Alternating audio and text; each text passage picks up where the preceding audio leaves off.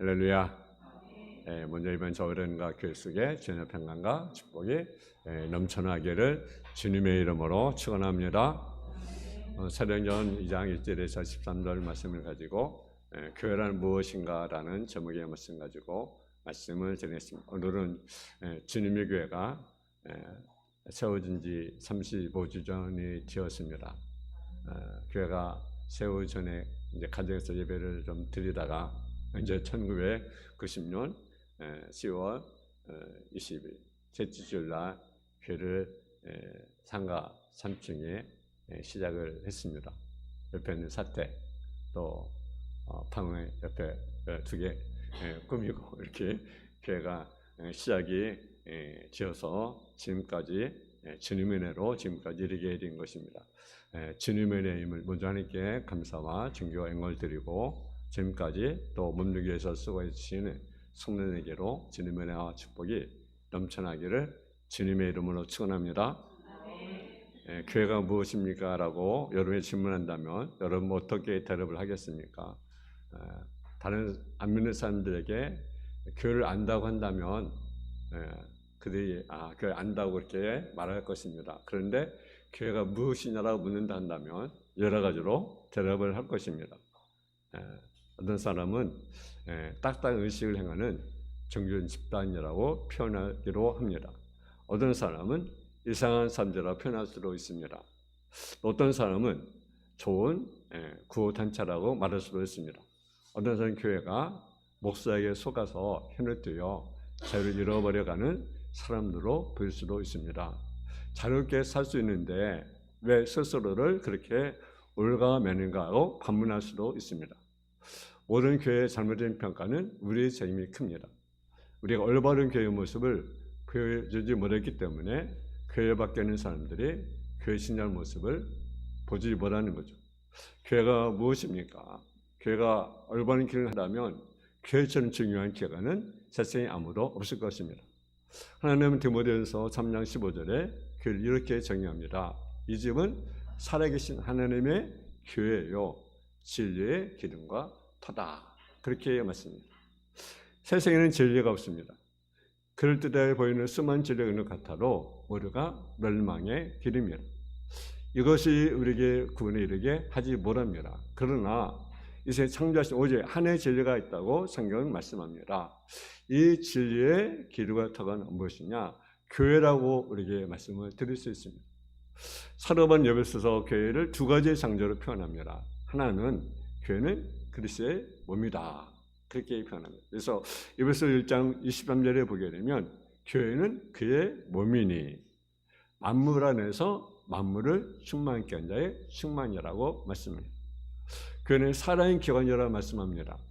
그 이 땅에서 또 다른 모습으로 역사하시는 그리스도의 몸이라는 사실이죠. 또 하나는요, 교회를요 빌딩이라고 상징을 합니다.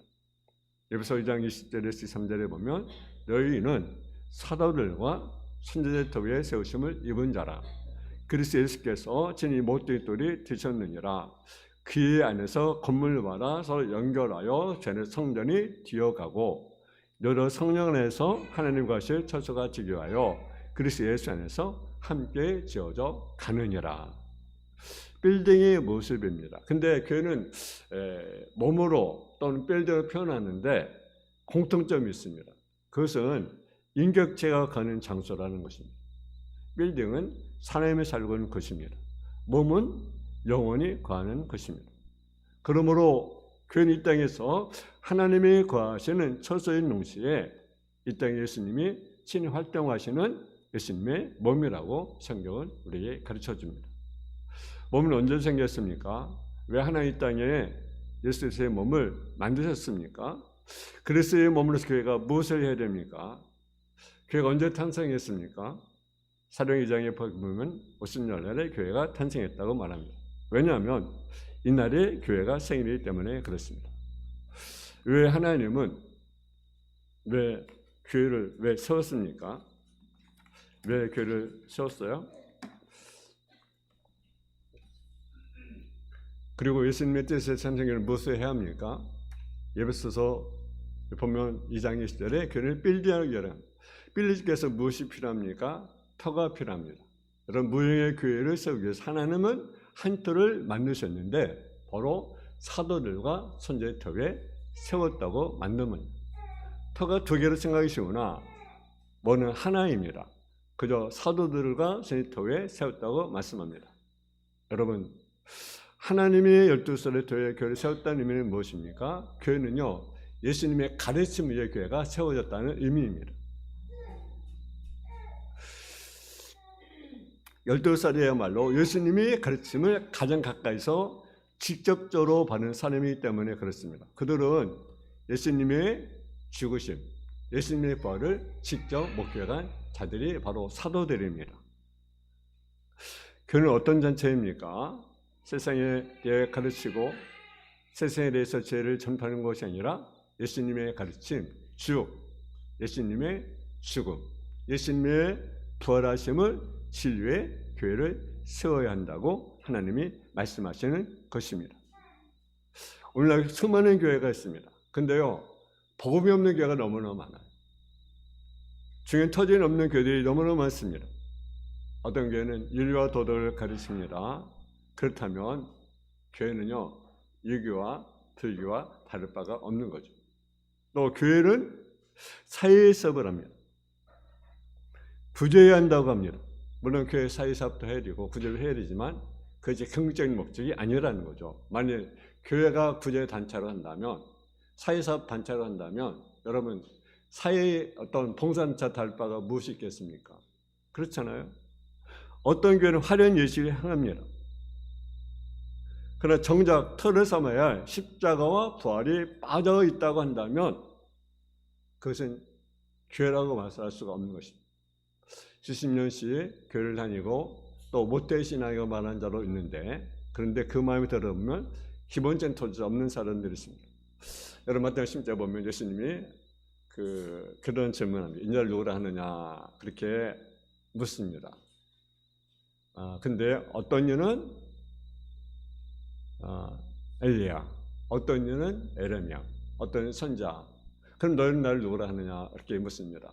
그때 베드로가 뭐라고 질문합니까? 대답을 합니까? 주는 그리스도시요 살아계신 하나님의 아들입니다. 그때 바위노하시면 내가 복이 있다. 이라기는 혈이 하나님이시다. 그러면서 내가 반석의 내교를 세우겠다 그렇게 말씀합니다. 근데 이 반석의 내교를 세우겠다. 근데 청년 착각합니다. 반석을 뭐라고 말합니까? 또 교황 베드로의 교회를 세운다. 그래서 잘못된 해석을 말합니다. 교황제를 둔 거라는 것이에요. 여러분, 그래서 교황은 죄가 없다고 주장합니다. 여러분, 과연 교황이 죄가 없습니까? 교황 무엇을? 그렇지 않습니다. 인간은 다 죄인입니다. 그래서 모르는 사람이 죄를 범했음에 하나님과 이르지 못하다니. 그러니까 저와 여러분 다 죄인입니다. 여러분, 반석이라는 단어는요, 중성명사입니다. 베드로를 지칭했다고 한다면 남성명사를 써야 됩니다. 그런데 여러분, 천주교에서는요, 베드로 초대 교황이라고 생각을 합니다. 그렇지 않습니다. 그리고 이 말씀은 베드로 위에 교회를 세우겠다는 것이 아니라 베드로 같은 믿음을 가진 사람, 저를 그래서 고백할 수 있는 사람, 이제 하나님의 여러를 인정하고 주님께서 십자가에 의해서 정적 희생양이 되신 것이 아니라 바로 내 죄를 대신해서 십자가에 달려 돌아가신 사실을 믿는 사람, 부활하신 사실을 믿는 사람, 그 믿음 위에 교회가 세워졌다라는 거죠. 특별히 첫째는 교회는요, 그리스도의 죽음과 부활의 터에 세워져야 하는 거죠. 교회는 무엇입니까? 교회는 그리스도의 죽음과 부활에 대한 터 위에 세워진 그리스도의 몸이라는 사실이죠. 그 누구도 이 고백하지 않는 자는 교회가 아니에요. 교인이 아닙니다. 교회는 나와 있지만, 예배는 드리지만, 그래서 나와는 아무런 상관없는 자라고 하나님은 말씀하십니다. 여러분, 진정 교회이십니까? 여러분, 정말 그리스도의 몸이십니까? 이 말씀에 사랑의 2장이 기록되어 있습니다. 2장은 교회가 탄생한 그 당시의 모습을 보여줍니다. 2장은 성령님이 강림하신 날을 오순절이라고 기록하고 있습니다. 이날이 바로 교회가 탄생한 날입니다. 여러분, 생일날 잔치하지 않습니까? 생일날 음식을 먹지 않습니까? 처음 태어난 날 얼마나 기쁜 날입니까? 우리 교회는 1990년 10월 20날 태어났는데 교회도 세워졌는데 여러분 하나님께 교회를 탄생시킨 날에 위대한 기적을 행하셨습니다. 첫 번째 무엇입니까? 바람 같은 것이 임했습니다. 불과 두 번째는 임했습니다. 또 세 번째는 방언이 터졌습니다. 근데 사도행전에서 성도들이 오해하는 부분이 있습니다. 왜? 교회에서 잘못 가르쳤습니다. 성령 받았는가? 그렇게 묻습니다. 그들의 주장 구원받는 거 성령 말을 다른 거를 생각합니다. 그런데 그렇지 않습니다. 구원받는 것 성령 말은 동일한 것입니다. 어떤 사람은 꼭 방언을 받아야 된다고 이렇게 말하는 사람이 있습니다. 물론 방언을 다 받아야 됩니다. 받으면 좋습니다. 할렐루야. 근데 방언을 받아야 구원받은 것이냐? 그것은 아닙니다.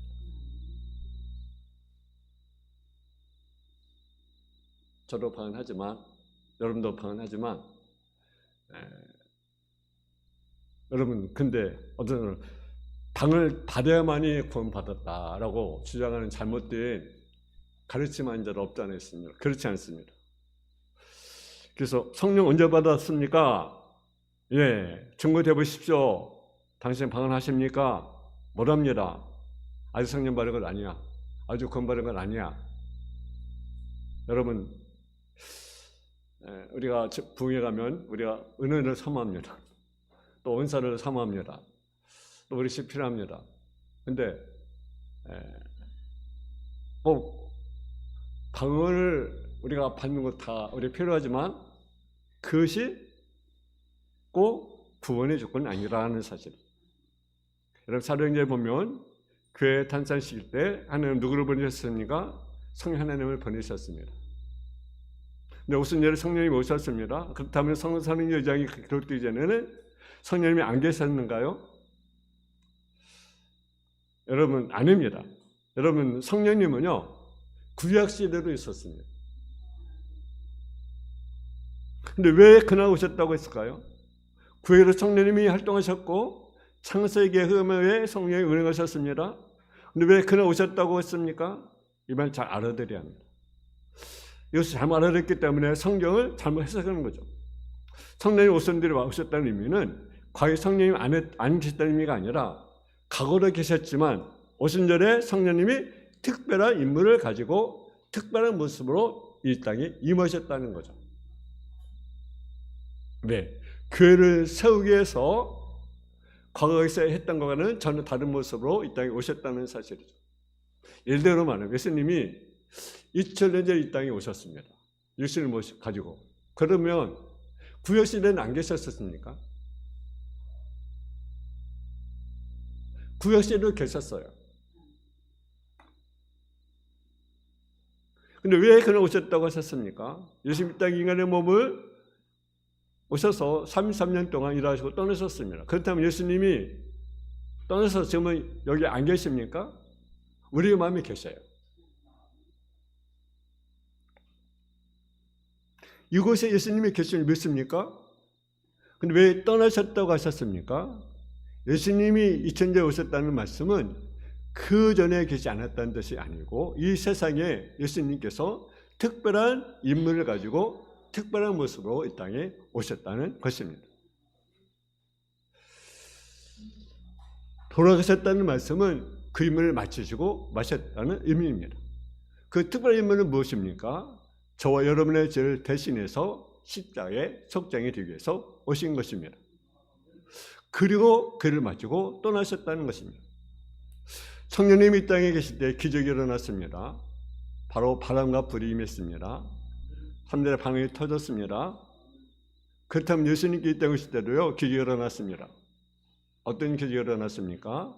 하늘의 이상별이 여러분 떴습니다. 또 목자들이 양을 치는데 천사들이 나타났습니다. 그리고 동년의 몸에서 예수님이 탄생을 했습니다. 이것이 기적입니다.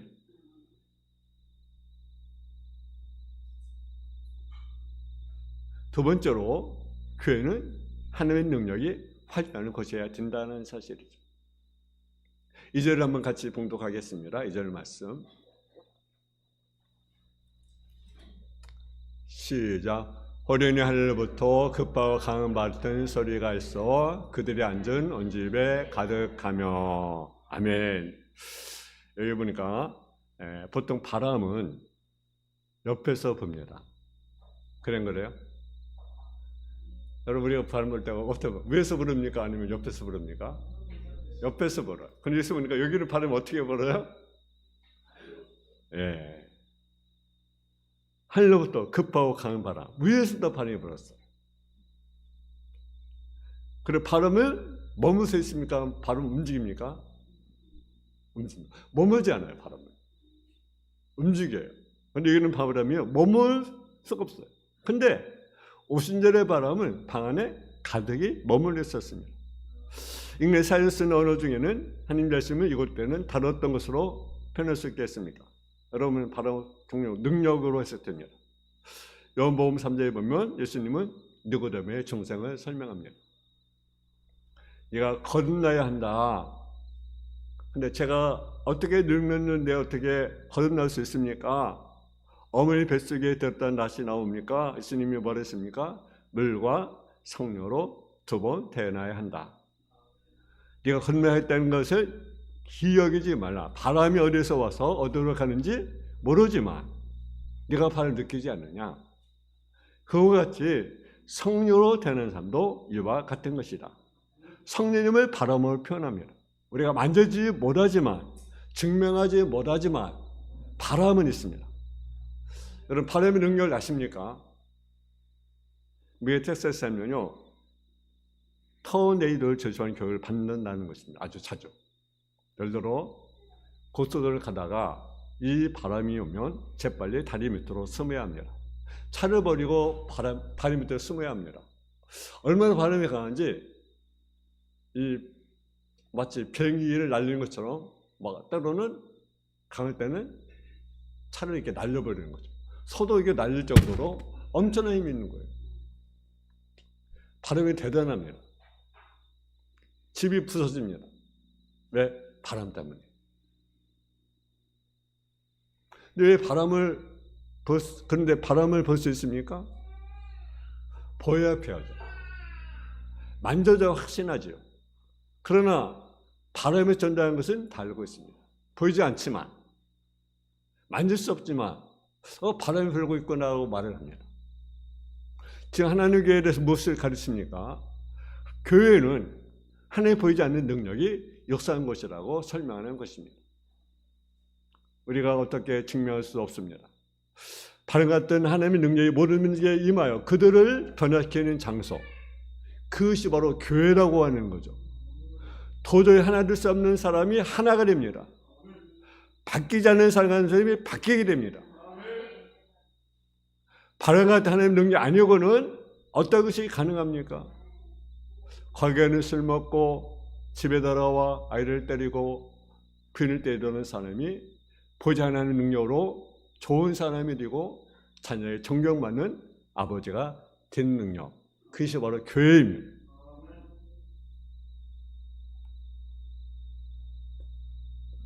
여러분, 진실로 하나님의 능력을 체험하고 계십니까? 여러분 정말 교인입니까? 여러분 그리스도의 몸이십니까?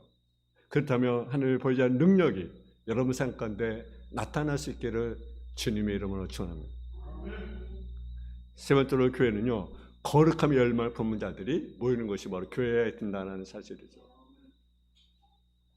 여러분, 우리 한번 3절을 같이 한번 봉독하겠습니다. 3절 시작. 불의 같이 갈라진 것들이 그들에게 보여 각 사람 위에 하나씩 임하여 있더니. 아멘. 여러분, 불이 하나 불의 혀같이 갈라지는 것입니다. 불이 동그랗게 피는 것이 아니라 불꽃이 삐죽삐죽합니다. 불의 혀 같다고 표현합니다. 불이 아니라 불의 혀 같은 것이 각 사람 위에 머물러 있는 것입니다. 여러분, 모세가 강에서 하나님을 만났습니다. 여러분, 하나님께서 모세의 떡이 나무 보고 있을 때 모세가 불렀습니다.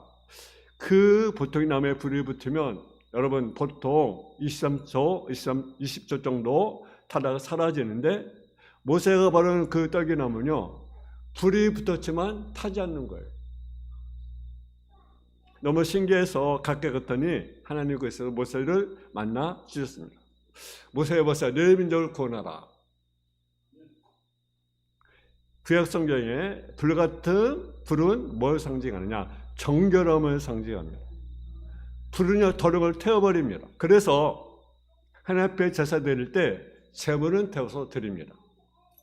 그 의미를 완벽하게 깨끗하게 해서 드려야 된다는 걸 의미합니다. 하나님의 교회 우선교회 세울 때 불의 같은 것이 임하도록 하셨는가? 그것은 그 성격을 규정하고 있습니다. 교회는 깨끗한 곳이어야 된다. 정말 교회라고 한다면, 정말 그리스도의 몸이라고 한다면 한 가지 특징이 있는데, 여러분의 존재하는 그것이 뭡니까? 깨고자 하는 열망이라는 거죠.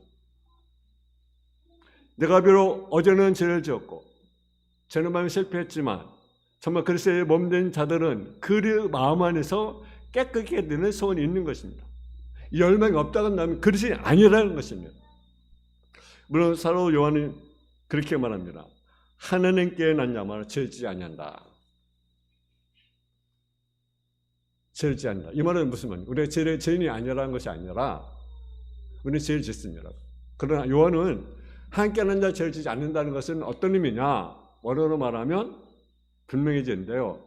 죄를 짓지 아니하는 것은요, 이 말은 반복적인 죄를 말합니다. 습관적인 죄를 말합니다.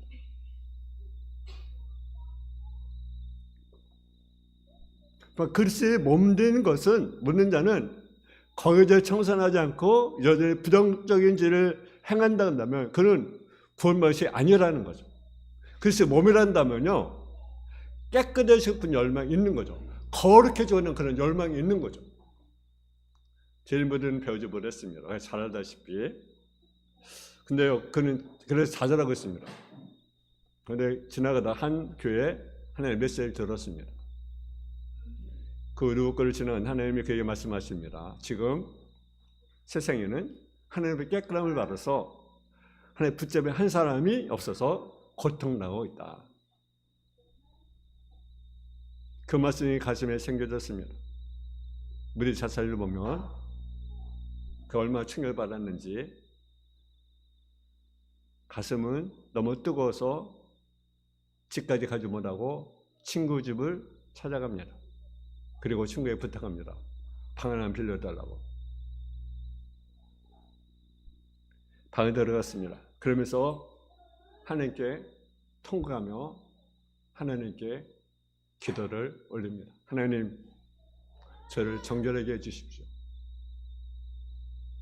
제가 바로 그런 사람이 되겠습니다. 저를 정결하게 해주십시오.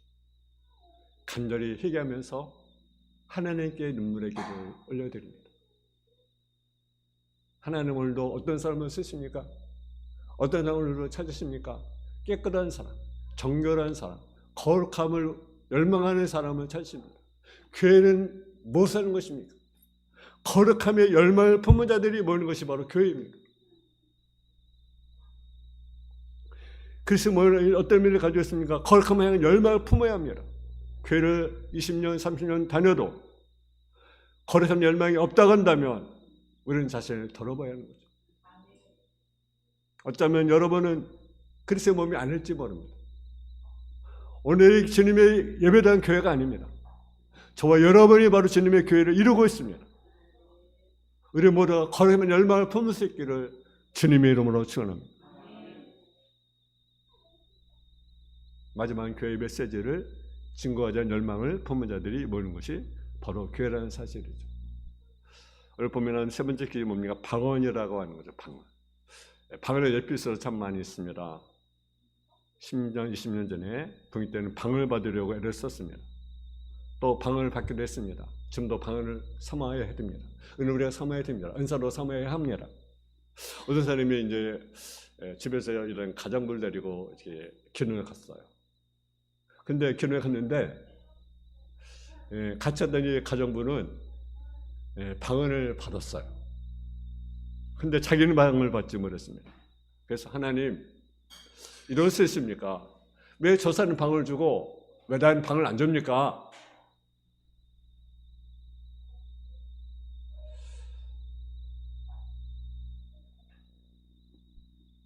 그렇게 울부짖던 이야기였습니다. 사도행전에 나타난 방언은 무슨 방언입니까? 나도 모르 너도 모르는 언어가 아니라 거기는 약 120명 정도 모였습니다. 근데 수십 개의 그 사람들이 모였습니다.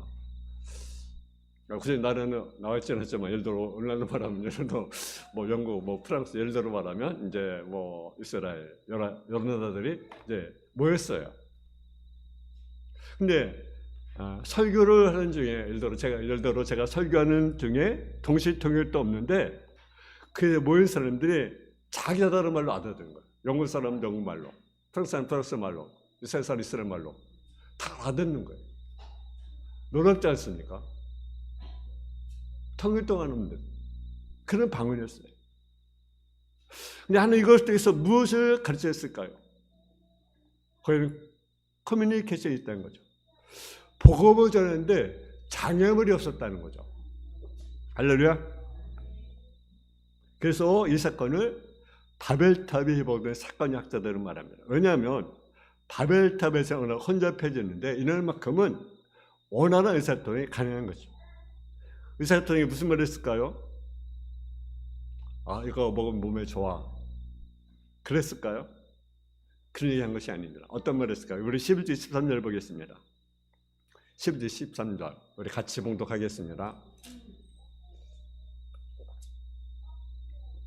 시작. 그리스인과 아라비안들이 우리가 다 우리의 갓 언어로 하나님의 큰 일을 말함을 듣는다 하고 다 놀라 당하여 서로 이르되 이 어찌 된 일이냐 하며 또 어떤 이는 조롱하여 이르되 그들의 세술에 지하였다 하는지라. 아멘. 여러분, 하나님의 큰 일을 말했어요. 그 큰 일이신 하나님의 일, 우리를 구원하신 하나님의 일, 하나님 인간의 몸을 입고 이 땅에 찾아오신 놀라운 일, 내 죄를 대신해서 십자가에 달려 돌아가신 그 일을 말하게 되었다는 것입니다. 교회는 지혜 복음을 증거하는 것입니다. 내가 증인이 되겠습니다. 내가 복음을 받았으니 주간 자원들에 내가 복음을 전하겠습니다. 그렇게 증인이 되려 할 때 성령께서 우리와 함께 하셔서 우리를 증인으로 만들어내는 능력을 부어주시는 것, 그것이 바로 교회라는 사실이죠. 여러분, 오늘 수많은 교회가 있습니다. 수많은 교인이 있습니다. 그러나 여러분 진정 그리스도의 몸이십니까? 진정 그리스도의 일원에 지셨습니까? 정말 하나님의 능력을 우리가 맛보고 있습니까? 정말 깨끗한 삶을 살기 위해서 하나님의 몸부림치고 있습니까? 정말 죄 보고 증거하는 그런 몸부림이 있습니까? 그런 교회가 되어야 된다는 거죠. 이 교회가 여러분 자신 그런 교회가 다 되어지기를 주님의 이름으로 축원합니다. 사랑하는 아버지 하나님, 은혜와 사랑을 감사함을 드립니다. 교회는 그리스도의 짐과 부활의 기초에서 세워진 교회가 되어야 됩니다. 정말 이 교회가 정말 어떤 교회들이 정말 복음의 능력이 활동하는 교회가 되게 하여 주시고 정말 거룩함의 열정을 아버지 간직하는 그러한 성대 삶의 모습이 저릴 수 있도록 인도하시고 복음의 새 선포되는 우리 자신들이 저릴 수 있도록 주여 도와주옵소서. 예수님의 이름으로 기도했습니다. 아멘.